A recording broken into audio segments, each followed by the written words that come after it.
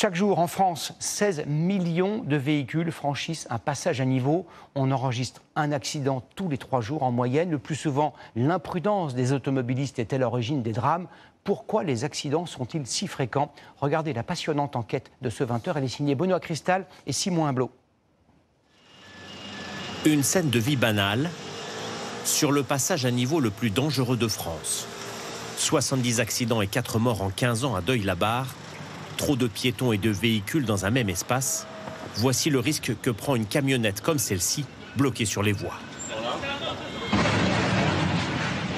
Un train régional pulvérise un camion. C'était il y a 3 ans. Il a percuté le train, il y a masse monde. Le train, il était là.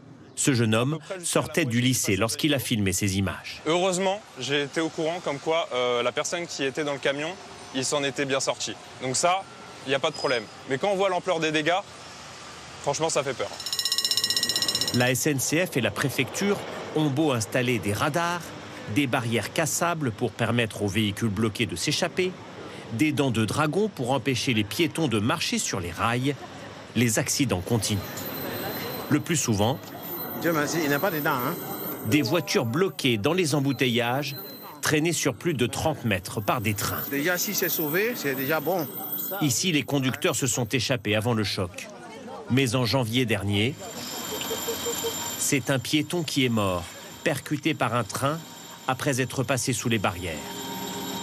Malgré cela, les comportements dangereux continuent. Il y a pas mal de gens qui essayent de passer sous les barrières pour essayer de rattraper leur train parce qu'ils le voient ici, donc ils courent un peu.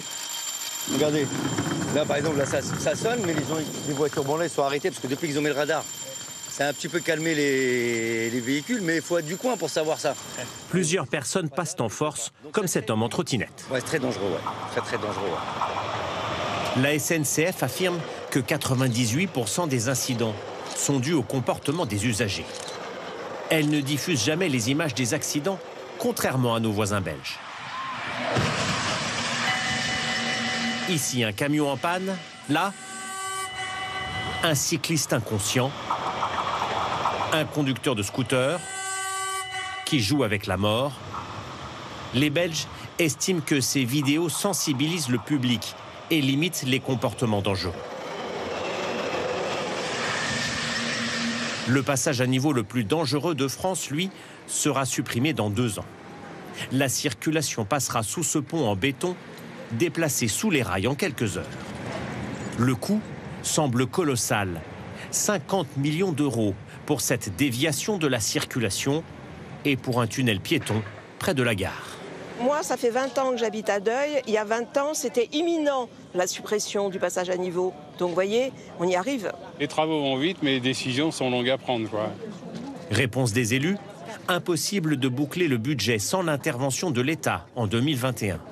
Il a ensuite fallu acheter des terrains privés pour construire la nouvelle route. 50 millions d'euros, ça ne se trouve pas comme ça.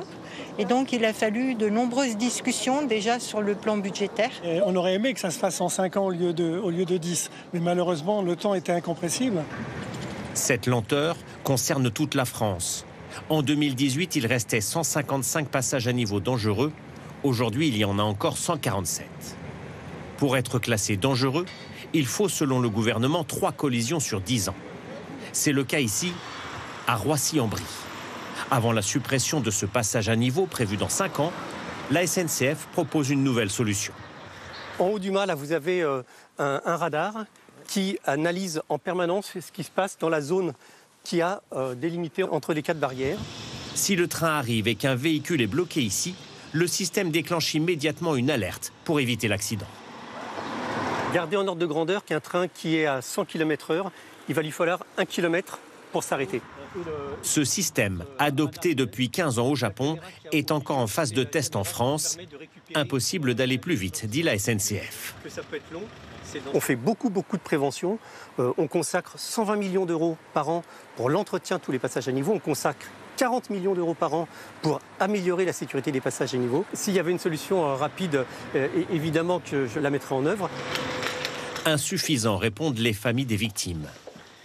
Le fils de Denis, Nicolas, est mort percuté par un train en 2016. Il avait 15 ans. Au départ, la SNCF niait toute responsabilité dans l'accident. C'était insupportable d'entendre qu'ils étaient pour rien, que c'était malheureusement la faute de Nicolas qui avait traversé, qui avait pris tous les risques pour traverser ce passage à niveau alors qu'il voulait simplement prendre son train. Il porte plainte pour homicide involontaire. Au moment du drame, cette barrière piéton n'existait pas.